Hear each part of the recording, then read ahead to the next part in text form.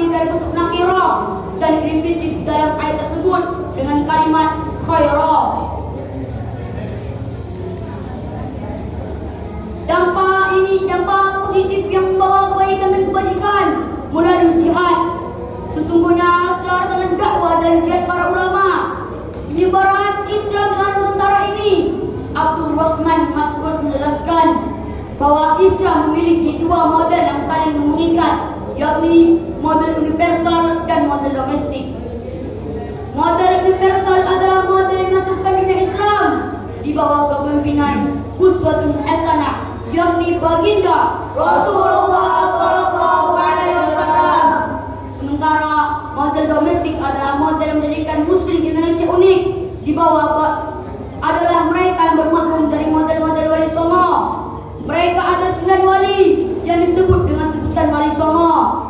Namanya demikian populer yang telah merubah Nusantara Hindu, Buddha, yang tatkala wali-wali Songo tersebut yang memasukkan mereka ke dalam agama Islam dengan penuh kedamaian di abad 15 sampai 16. Dengan demikian mengungkapkan penjelasan bahwa ajaran Islam di abad 18 dan ke-19 di bawah bayang-bayang Wali Songo tidak berlebihan, bahkan 5 abad setelah periode Wali Songo pengaruh mereka tak terasa jelas hingga saat ini.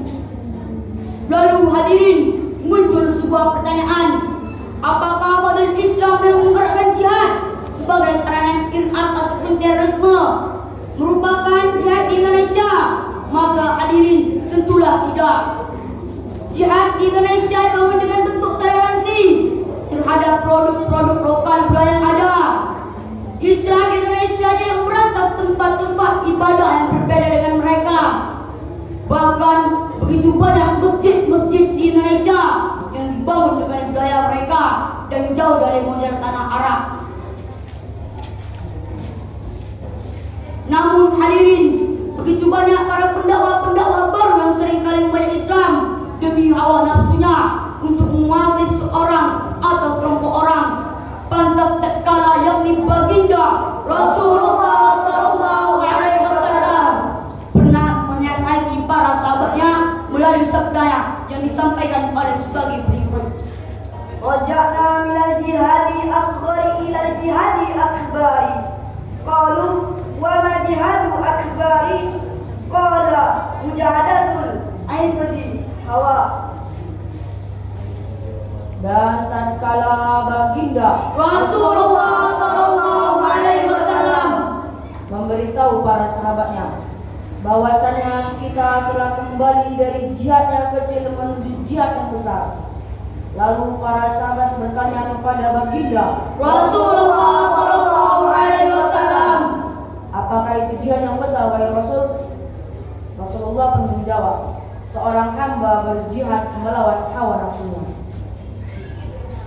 Hadirin ma'asyiral muslimin wal muslimat yang dimuliakan Allah Subhanahu wa taala.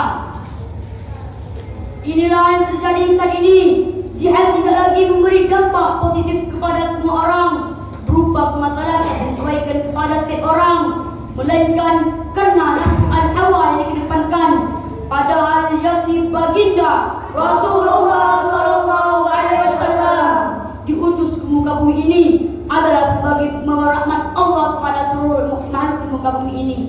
Untuk itu, marilah kita jadikan jihad di Indonesia jihad yang dapat meningkatkan persaudaraan, sebagaimana yang dilakukan oleh para pendahulu kita. Penyebaran Islam di Nusantara bukanlah yang dilakukan oleh para pembaca Islam yang membesarkan nama Islam melalui tindakan teror terhadap orang-orang yang berbeda dengan mereka. Lalu hadirin, bagaimanakah cara kita untuk membangun persaudaraan antara sama umat Islam dalam memaknai terhadap teks jihad? Untuk itu, marilah kita simak bersama firman Allah Subhanahu wa taala di dalam Al-Qur'an juz 26 surah Al-Hujurat ayat ke-10 yang disampaikan oleh sebagai berikut.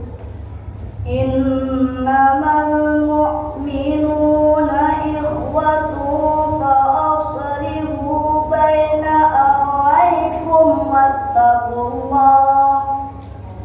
wattaqullaha la'allakum turhamun.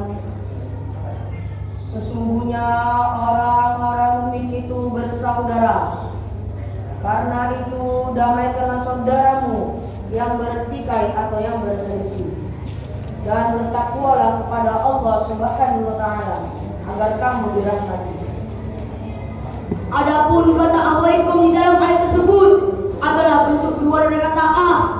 Penggunaan bentuk dua di sini untuk mengisyaratkan bahwa jangankan banyak orang, dua pun jika mereka berselisih harus diupayakan islah antar mereka sehingga persaudaraan dan hubungan mereka terjalin kembali.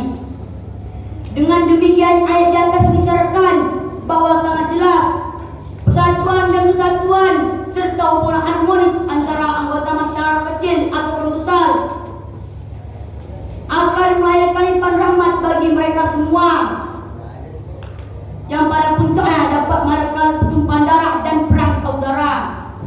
Akhirnya hadirin, melalui ajang musabaqah dalam tema yang kami sampaikan ini, kami menghimbau kepada seluruh umat Islam dan para hadirin, marilah kita bersama-sama terus berjihad di jalan Allah dengan penuh keramahan, dengan cara menghormati lokal wisdom bangsa ini. Hadirin, begitu banyak bahasa-bahasa yang digunakan untuk menjalin persaudaraan antara sama umat Islam di Indonesia ini. Hadirin, tatkala suku Jawa bertemu suku Jawa untuk menjalin persaudaraan antara sama umat Islam, mereka berkata kikos doyak sederek. Tatkala suku Betawi bertemu suku Betawi untuk menjalin persaudaraan antara sama umat Islam, mereka berkata kita semuanya bersaudara.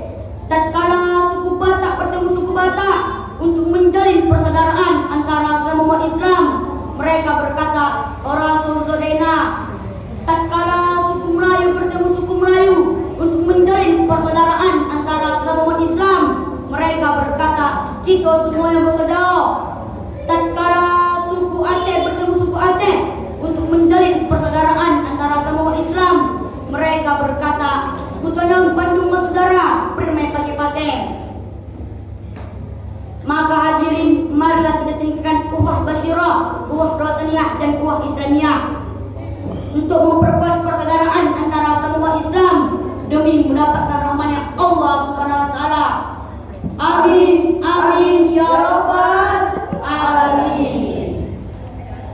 Menanam padi selalu di sawah jika banyak amannya. Andai ada tutur kami yang salah, mohon dimaafkan yang sebesar-besarnya. Maka hadirin, bila ada tutur kata kami yang salah, mohon dimaafkan, karena kami bukanlah malaikat, melainkan manusia biasa yang masih banyak khilaf dan salahnya. Kebenaran datang dari Allah Subhanahu wa taala dan kesalahan datang dari diri kami sendiri. Wabillahi taufiq wal hidayah. Assalamualaikum warahmatullahi wabarakatuh.